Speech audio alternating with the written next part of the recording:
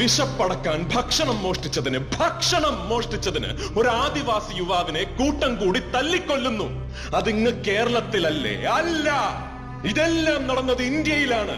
ഇന്ത്യയിൽ ഒരു പട്ടിയെ കൊന്നാൽ ചോദിക്കാൻ മനുഷ്യരുള്ള ഈ രാജ്യത്ത് ഒരു മനുഷ്യനെ കൊന്നാൽ ചോദിക്കാൻ ഒരു പട്ടിയും വരില്ല എന്ന വിശ്വാസം എവിടെ നിന്ന് വന്നു?